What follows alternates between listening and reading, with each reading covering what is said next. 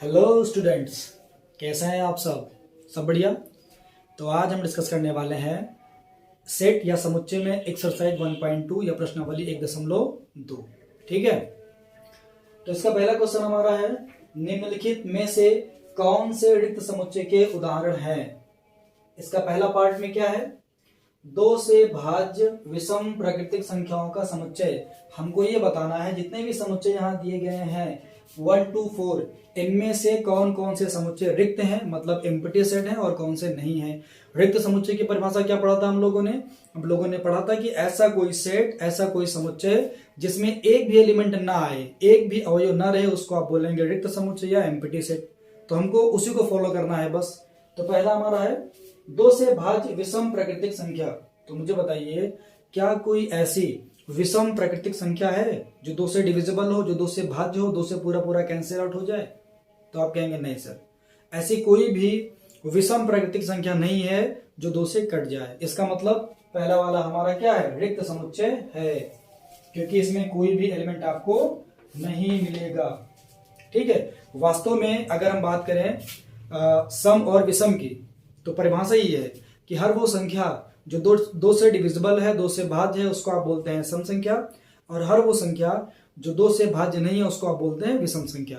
तो पहले वाले का आंसर क्या था हमारा, पहला वाला दो से भाज्य विषम प्राकृतिक संख्याओं का समुच्चय, ये हमारा एम्प्टी सेट होगा, रिक्त समुच्चय होगा, क्योंकि इसमें कोई भी एलिमेंट नहीं मिलेगा। तो ये हमारा रिक्त समुच्चय है। ठीक है, सेकेंड हमारा है सम अभाज्य संख्याओं का समुच्चय। अब मुझे बताइए, क्या कोई ऐसी सम संख्या है जो अभाज्य भी हो, सम भी हो, अभाज्य भी हो? तो बिल्कुल है। क्या है बताइए जरा। दो एक ऐसी संख्या है जो सम तो है, साथ में अभाज्य भी है। तो इसका मतलब इसमें एक एलिमेंट है, किस वाले में, दूसरे वाले में, सम अभाज्य संख्याओं का समुच्चय। इसमें एक एलिमेंट आएगा और वो एलिमेंट क्या रहेगा हमारा, दो, क्योंकि दो एक ऐसी संख्या है जो सम होने के साथ साथ अभाज्य भी है। मतलब दो जो है किसी और से नहीं कटेगी, खुद से कटेगी और एक से कटेगी। और अभाज्य की क्या परिभाषा होती है, ऐसी कोई संख्या जो स्वयं और एक के अलावा किसी और से कट जाए, किसी और से ना कटे, उसको आप बोलेंगे अभाज्य, और कट जाए तो बोलते हैं भाज्य। फॉर एग्जाम्पल अगर हम 6 की बात करें तो 6 में देखिए 2 3 जा 6, 3 2 जा 6, 6 तो कटेगा ही, वो कैंसिल आउट होगा, ये 1 से होगा, साथ साथ में वो 2 से होगा, 3 से होगा। ठीक है, इसका मतलब दूसरा वाला हमारा क्या है, ये जो है एम्प्टी सेट नहीं होगा, इसमें एक एलिमेंट आएगा, तो ये नहीं है। हमको केवल ये बताना है कि कौन सा समुच्चय रिक्त समुच्चय है, कौन सा नहीं है। तो ये वाला नहीं है, क्योंकि इसमें एक एलिमेंट आएगा, वो एलिमेंट क्या होगा, इसमें दो होगा। यहां पर आइए, क्वेश्चन नंबर 3 में है, पहले के थर्ड पार्ट में क्या है, x सच दैट x एक प्राकृतिक संख्या है जो कि x से x जो है 5 से छोटी है, और साथ में x क्या है, 7 से बड़ी है। तो मुझे बताइए, क्या कोई संख्या ऐसी है जो 5 से छोटी है और 7 से बड़ी है? अगर इसको हम संख्या रेखा पे देखना चाहें तो ऐसे देख सकते हैं, इस तरह से देखिए जरा। ये यहां मान लेते हैं आता है x = 5, और यहां मान लेते हैं आता है x = 7। ठीक है, अभी बोल रहा है कि 5 से छोटा होना चाहिए, तो 5 से छोटा आप आओगे इधर आना पड़ेगा आपको। ठीक है, और बोल रहा है क्या कि 7 से बड़ा जाना है, तो 7 से बड़ा जाओगे इधर जाओगे आप। तो कोई संख्या है इसमें, देखिए ये पूरा आपका गैप ही हो गया। कोई संख्या है इसमें, कोई ऐसी संख्या जो दोनों पे अप्लाई हो, मतलब 5 से छोटी 7 से बड़ी? तो कहेंगे नहीं, इसमें कोई भी संख्या नहीं आएगी जो 5 से छोटी हो, 7 से बड़ी हो। तो इसका मतलब ये भी हमारा रिक्त समुच्चय नहीं है। ठीक, अगला ये फोर्थ में क्या है, y सच दैट y किन्हीं भी दो समांतर रेखाओं का उभयनिष्ठ बिंदु। ये देखिए भैया, ये बहुत महत्वपूर्ण है और ये समझने वाला भी क्वेश्चन है। पहले तो आपको पता होना चाहिए कि समांतर रेखा होती क्या है, जो कि मैं समझता हूं आपको पता होगा। वो रेखाएं जिनके बीच का डिस्टेंस हमेशा इक्वल रहता है, कभी भी घटता बढ़ता नहीं है, उसको आप बोलते हैं समांतर रेखाएं।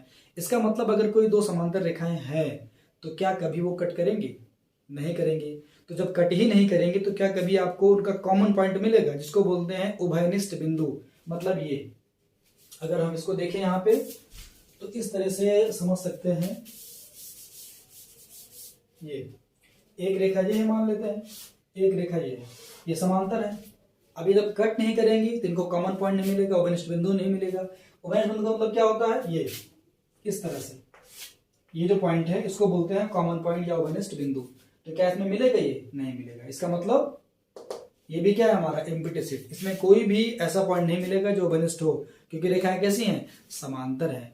और आप जानते हैं कि समांतर रेखाएं कभी भी कट नहीं करती हैं, एक दूसरे को इंटरसेक्ट या काटती नहीं है। ठीक है, तो ये वाला भी हमारा क्या है, एम्प्टी सेट है, क्योंकि इसमें कोई भी एलिमेंट नहीं मिलेगा। ठीक है, तो पहला पार्ट, पहला क्वेश्चन के चारों पार्ट हमारे हो गए। पहला हो गया, दूसरा हो गया, तीसरा चौथा। पहला वाला एम्प्टी सेट था, दूसरा नहीं था, तीसरा भी नहीं था, और चौथा भी है। ठीक है, अब आते हैं क्वेश्चन नंबर 2 में। क्वेश्चन नंबर 2 क्या है, निम्नलिखित समुच्चयों में से कौन परिमित और कौन अपरिमित है। अभी बताना है हमको कौन सा परिमित है, कौन सा अपरिमित है। फाइनाइट और इनफाइनाइट सेट के बारे में बात हो रही है। तो इसकी क्या परिभाषा थी, वो समुच्चय जिसमें अवयव या एलिमेंट की संख्या परिमित हो, लिमिटेड हो, जिनको काउंट किया जा सके, उसको आप बोलते हैं परिमित समुच्चय। अपरिमित की क्या परिभाषा थी, वह समुच्चय जिसमें अवयवों की संख्या इनफाइनाइट हो, मतलब इतनी हो कि उसको आप काउंट ना कर सके, उसको आप बोलते हैं अपरिमित। ये हमने पढ़ा था ना, तो चलिए देख लेते हैं उसी आधार पे। पहला है वर्ष के महीनों का समुच्चय। तो बताइए जरा, वर्ष के महीनों का समुच्चय क्या काउंट कर सकते हैं कि नहीं कर सकते हैं, तो बिल्कुल कर सकते हैं। जनवरी, फरवरी, मार्च, अप्रैल, मई, जून, जुलाई, अगस्त, सितंबर, अक्टूबर, नवंबर, दिसंबर, 12 होते हैं। ये काउंटेबल है, मतलब ये परिमित है, इनको आप गिन सकते हैं। तो ये हमारा है गया परिमित। पहला पार्ट क्या हो गया हमारा, ये हो गया परिमित। यहाँ हम लिखे दे रहे हैं फाइनाइट, एफ लिखे दे रहे हैं। ठीक है, यहाँ पे चलिए यहाँ लिख दे रहे हैं एफ। पहला वाला हमारा समुच्चय कैसा है, परिमित समुच्चय है। दूसरे की बात कर लें। दूसरा एक क्वेश्चन था 1,3,3 डॉट डॉट डॉट। देखिए क्या लग रहा है, ये दिया गया है प्राकृतिक संख्याओं का समुच्चय। ये क्या दिया गया है, प्राकृतिक संख्याओं का समुच्चय। और यहाँ पर कोई लिमिटेशन नहीं है, कोई बाउंडेशन नहीं है, ये नहीं कह रहा है कि आपको यहीं तक जाना है। तो प्राकृतिक संख्या असंख्य होती है, अनंत होती है, क्या उनको काउंट किया जा सकता है, तो आप कहेंगे सर बिल्कुल नहीं। तो ये हमारा क्या हो जाएगा, इनफाइनाइट। तो यहाँ मैं इनफाइनाइट के लिए आई लिख दे रहा हूं। ठीक है, तो पहला वाला हो गया हमारा फाइनाइट मतलब परिमित समुच्चय, और दूसरा हो गया इनफाइनाइट मतलब अपरिमित समुच्चय। इसका थर्ड पार्ट क्या है, 1,2,3 डॉट डॉट डॉट, कहां तक है, 100 तक है। अभी देखो ये काउंटेबल है, इसमें आपको लेना है प्राकृतिक संख्या, लेकिन कहां से कहां तक, 1 से लेकर 100 तक, बिल्कुल ले सकते हैं आप। 1, 2, 3 100 तक जाना है इसमें, तो ये काउंटेबल है। तो जब काउंटेबल है तो सेट कैसा होगा आपका, फाइनाइट। तो फाइनाइट के लिए आप इस्तेमाल करते हैं एफ, यहां लिखे दे रहे हैं, ये हो गया आपका एफ। ठीक है, अगला है एफ का मतलब फॉल्स नहीं है, एफ का मतलब फाइनाइट। यहां देखिए 100 से बड़े धन पूर्णांकों का समुच्चय। अब देखिए यहां पर 100 तो कह रहा है, लेकिन उसके आगे लिमिट नहीं दिया कहां तक आपको जाना है, बस बोल रहा है कि 100 से बड़े धन पूर्णांकों का समुच्चय। धन पूर्णांक होना चाहिए वो भी 100 से बड़ा, तो ये भी क्या होगा, इनफाइनाइट। आप काउंट करते रहिए, धन पूर्णांक आपको मिलता रहेगा। 100 के बाद 101, 102, 103, 104 डॉट डॉट डॉट। अगर यहाँ कोई बाउंडेशन होता तब तो हम सोचते, लेकिन कोई बाउंडेशन तो है नहीं है, तो ये जाएगा इनफाइनाइट तक, अनंत तक जाएगा ये भी। मतलब ये भी हमारा सेट कैसा है, ये भी हमारा है इनफाइनाइट आई। ठीक है, उसके बाद बात करते हैं इसके पांचों पार्टी के, इसमें क्या है, 99 से छोटे अभाज्य पूर्णांकों का समुच्चय। ये भी फाइनाइट है कि 99 छोटे आओगे तो अभाज्य में आप काउंट कर सकते हो कितनी संख्या है अभाज्य है। ठीक है, 2 हो गया, 3 हो गया, 7 हो गया, 11 हो गया, है ना, 19 हो गया, 17 हो गया, 29 हो गया, 31 हो गया। इस तरह से आप जब गिनोगे तो ये गिना जा सकता है, मतलब ये क्या है, परिमित है, फाइनाइट है। तो यहां लिख दीजिए एफ। तो अगर हम इसको देखें तो आप कहेंगे सर इसका मतलब ये है कि पहला वाला हमारा क्या है, फाइनाइट है, दूसरा इनफाइनाइट है, तीसरा फाइनाइट है, चौथा इनफाइनाइट है, और पांचवा भी क्या हमारा फाइनाइट है, परिमित है। ठीक है, अब बात करते हैं थर्ड क्वेश्चन की, चलिए देखते हैं उसको। क्वेश्चन नंबर थर्ड है, निम्नलिखित समुच्चयों में से प्रत्येक के लिए बताना है कि कौन से परिमित है, कौन से अपरिमित है। ये क्वेश्चन भी वही है, फाइनाइट और इनफाइनाइट, परिमित और अपरिमित, मतलब जिन समुच्चयों में अवयवों की संख्या काउंट की जा सकती है, गिनी जा सकती है, उसको बोलेंगे परिमित, और जिनमें काउंट नहीं कर सकते हैं उसको बोलेंगे अपरिमित। मतलब जिनमें नंबर ऑफ एलिमेंट्स इनफाइनाइट हो, इतने ज्यादा हो उसको काउंट ना किया जा सके, उसको बोलेंगे आप अपरिमित। चलिए देखते हैं। पहला क्या है, एक्स अक्ष के समांतर रेखाओं का समुच्चय। मतलब उन सारी संख्याओं को आपको लेना है जो एक्स अक्ष के समांतर है। तो देखिए जरा इधर, ये होता है हमारा निर्देशाक्ष, है ना, कि एक्स या वाई। तो देखिए संख्या खींचिए आप समांतर रेखाएं, तो आप कहेंगे सर ये है समांतर एक्स के, है कि नहीं है, ये एक्स अक्ष है, इसके समांतर ये है, एक ये है, एक ये है, यहाँ पे यहाँ पे यहाँ पे। तो आप इनफाइनाइट रेखाएं खींच सकते हो जो कि एक्स अक्ष के समांतर है, क्योंकि यहाँ पर और कोई कंडीशन नहीं है, केवल ये है कि रेखा एक्स अक्ष के समांतर है। इसका मतलब ये हुआ कि यहाँ पर नंबर ऑफ लाइन क्या हो जाएगी, इनफाइनाइट, असंख्य रेखाएं आप खींच सकते हो। मतलब ये जो सेट बनेगा इसका एक्स अक्ष के समांतर रेखाओं का समुच्चय वो क्या बनेगा, इनफाइनाइट। तो मतलब ये हो गया हमारा आई फॉर इनफाइनाइट, मतलब अपरिमित समुच्चय। ठीक। दूसरा क्या हमारा, अंग्रेजी वर्णमाला के स्वरों का समुच्चय। ये तो परिमित होगा, फाइनाइट होगा, क्योंकि देखिए अंग्रेजी वर्णमाला के स्वर क्या होते हैं, ए ई आई ओ यू, 5 ही होते हैं, काउंट कर सकते हो। तो ये हो गया हमारा परिमित, जिसको हम बोलते हैं फाइनाइट। ये हो गया एफ। ठीक है। अगला, उन संख्याओं का समुच्चय जो 5 का गुणज है। उन संख्याओं को समुच्चय बनाना है जो 5 से डिविजिबल है, 5 से कट जाए। 5, 10, 15, 20, 25, 30। क्या कोई लिमिटेशन यहाँ है, क्या कोई बाउंड्री दिया है कि आपको बस इसके आगे संख्या नहीं लेनी है? ऐसा तो कुछ है नहीं। इसका मतलब यहाँ पर जो 5 के गुणज हैं वो भी इनफाइनाइट आएंगे। आप 5 के टेबल पढ़ते रहिए, जो नंबर 5 से कटेगा वो सब 5 के गुणज हो जाएगा, जो कि क्या आएगा यहाँ, इनफाइनाइट आएगा। इसका मतलब ये भी हमारा क्या है, इनफाइनाइट सेट है, जिसको हम बोलते हैं अपरिमित समुच्चय। दिखाते हैं यहाँ पर हम आई से। ठीक है। अगला क्या है नेक्स्ट, पृथ्वी पर रहने वाले जानवरों का समुच्चय। अब थोड़ा यहां से एक डाउट है, वो डाउट ये है कि यहाँ पर अगर जानवर के टाइप आपको बताना है कि कितने प्रकार के जानवर पृथ्वी पर रहते हैं, तब तो ये आएगा फाइनाइट में, क्योंकि कितनी जातियां हैं, कितने प्रकार हैं, वो तो आप काउंट कर सकते हो। 100, 200, 1000, 2000, 10,000 होंगे, काउंट कर सकते हो। लेकिन अगर यहाँ का जानवरों की संख्या, तो ये हो जाएगी इनफाइनाइट, कि पृथ्वी पर कितने जानवर हैं। अगर ये सवाल यहाँ पर आएगा तो ये हो जाएगा इनफाइनाइट। लेकिन यहाँ पर चूंकि संख्या की बात नहीं हो रही है, तो हम ये मान के चलते हैं कि जानवरों के टाइप की बात हो रही है। मतलब ये क्या हो जाएगा, फाइनाइट, परिमित, कि कितने टाइप के जानवर है पृथ्वी पे, उसको हम गिन सकते हैं, वो आएगा फाइनाइट में या परिमित में। नेक्स्ट क्वेश्चन है, मूल बिंदु 0,0 से होकर जाने वाले वृत्तों का समुच्चय। इसको भी देख लेते हैं यहाँ कि कैसे वृत्त बनेंगे ये, जो कि मूल बिंदु से होकर जाएंगे। तो ये हो गया हमारा निर्देशाक्ष, है ना, एक्स एक्सिस वाई एक्सिस। ये हमारा है 0,0। अब आपको ऐसे वृत्त बनाने हैं जो 0,0 से होकर जाएं, तो आप देखेंगे ये भी असंख्य बनेंगे। मतलब इस तरह से, मान लो एक वृत्त ये है, दूसरा ये बन सकता है, तीसरा ये बन सकता है, चौथा ये बन सकता है, ये बन सकता है, ये बन सकता है, ये बन सकता है, इसे बना सकते हैं, ऐसे बना सकते हैं। इनफाइनाइट, क्योंकि इसके भी कोई कंडीशन नहीं है कि रेडियस की कोई कंडीशन है, ऐसा कुछ नहीं कहा गया। केवल कहा गया है आपको उन वृत्तों को लेना है जो 0,0 से होकर जाएं, मूल बिंदु से होकर जाएं। इसका मतलब ये इनफाइनाइट बनेंगे। यहाँ इसका सेट जो बनेगा वृत्तों का जो कि 0,0 से होकर जाएंगे, वो बनेगा इनफाइनाइट या अपरिमित। तो ये भी हमारा हो गया अपरिमित। तो यहाँ मैं लिखे जा रहा हूं आई। ठीक है। तो ये था आपका क्वेश्चन नंबर 3। बात करते हैं क्वेश्चन नंबर 4 की। इसमें क्या करना है, निम्नलिखित में बताना है कि किसमें से ए इक्वल टू बी है, किनमें नहीं है। ए इक्वल टू बी का मतलब क्या होता है, समान समुच्चय। समान समुच्चय क्या होते हैं, ऐसे सेट जिनमें नंबर ऑफ एलिमेंट्स एक जैसे हों और एक दूसरे के बराबर हों। मतलब अगर ए और बी को आपने समान कहा, तो ये कंडीशन यहां बनेगी कि जो जो एलिमेंट ए में है और जितने एलिमेंट ए में है, वही वही एलिमेंट बी में होंगे और उतने ही एलिमेंट बी में होंगे। मतलब एक जैसे अवयव होने चाहिए। अगर ऐसा है तो उसको बोलेंगे समान समुच्चय, नहीं है तो बोलेंगे असमान समुच्चय। ठीक है, चेक कर लेते हैं। चलो यहां देखिए ए बी सी डी, यहां भी देखिए ए बी सी डी दिखाई दे रहा है। केवल और केवल यहाँ क्रम बदला हुआ है, और हमने पढ़ा हुआ है इसको कि क्रम के बदलने समुच्चय पर कोई प्रभाव नहीं पड़ता है। यहाँ पे देखिए, यहाँ पे ए है, यहाँ पर ए है, यहाँ पर बी है, यहाँ पर बी है, यहाँ पर सी है, डी है, डी है, मतलब जो जो एलिमेंट ए में है वही वही एलिमेंट कहाँ पर है, बी में है। इसका मतलब ये हमारा समान समुच्चय है।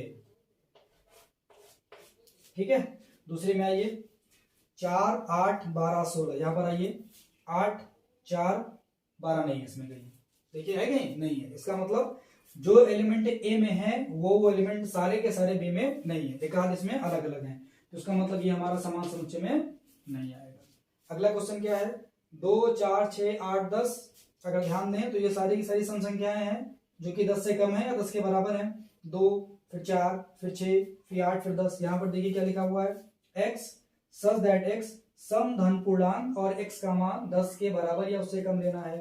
x सच दैट x मतलब सारे x यहाँ पर वो लेना है जो सम धन पूर्णांक है, साथ में जो संख्या आएगी इसमें जो लिखोगे आप अवयव वो 10 के बराबर या उससे कम होना चाहिए।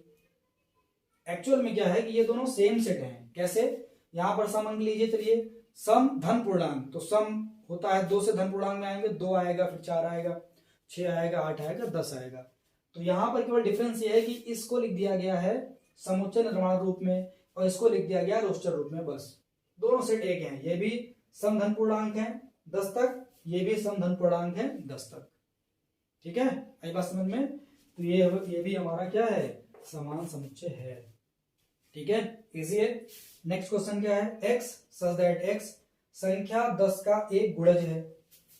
संख्या 10 का एक गुणज मतलब 10 फिर 20 फिर 30 40 50 ऐसे आना चाहिए। क्या ऐसा है, यहाँ पे यहाँ पर 10 है, 10 के बाद क्या आ गया 15 जो कि नहीं होना चाहिए, उसके बाद क्या आ गया 25 जो कि नहीं होना चाहिए। मतलब कुछ एलिमेंट यहाँ ऐसे मिलेंगे जो कि इसमें तो है लेकिन उसमें नहीं है, मतलब अलग अलग एलिमेंट से दोनों समुच्चय में, इसका मतलब ये समान समुच्चय नहीं है। क्लियर है। अगला क्वेश्चन देते हैं, क्वेश्चन नंबर 5। क्वेश्चन नंबर 5 क्या है हमारा, क्या निम्नलिखित समुच्चय युग्म समान है। कारण से बताना है, मतलब जो युग्म दिए गए हैं ए बी के क्या वो इक्वल हैं, आपको रीजन भी बताना है। चेक कर लेते हैं, चलिए पहले में क्या है 2 3, इसमें 2 एलिमेंट है। दूसरा वाला हमारा किस फॉर्म में है, रोस्टर फॉर्म में है। x सच दैट x समीकरण इतने का एक हल है, तो इसको पहले आपको सॉल्व करना पड़ेगा। ये इसको सॉल्व करके यहाँ से आप x की वैल्यू निकालिएगा। अगर वो वैल्यू और ये वैल्यू सेम आती है तब कहेंगे कि दोनों समान सेट है अथवा नहीं। तो इसको हम सॉल्व किए दे रहे हैं, चलिए यहाँ सॉल्व कर रहे हैं, देखिए ध्यान से, ये हम सॉल्व कर रहे हैं इसको। इस जगह पे क्या है, ये है एक्स स्क्वायर प्लस का 5x और प्लस का 6 इक्वल टू में 0।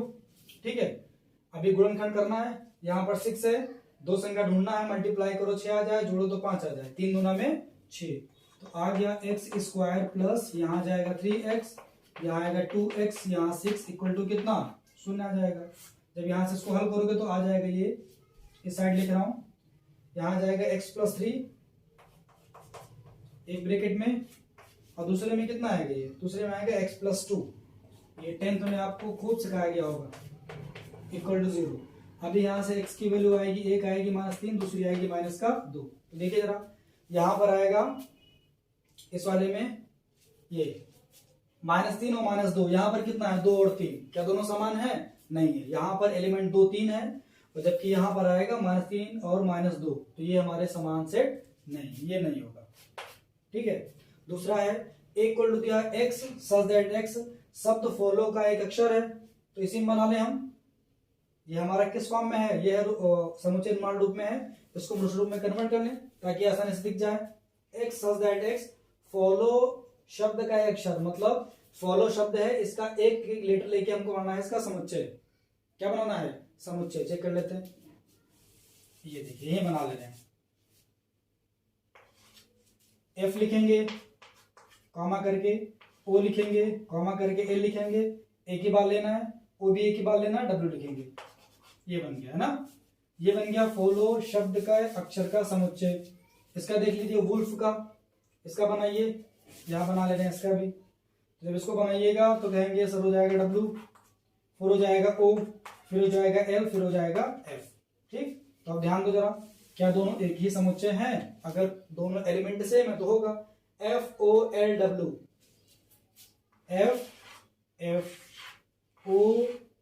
FOL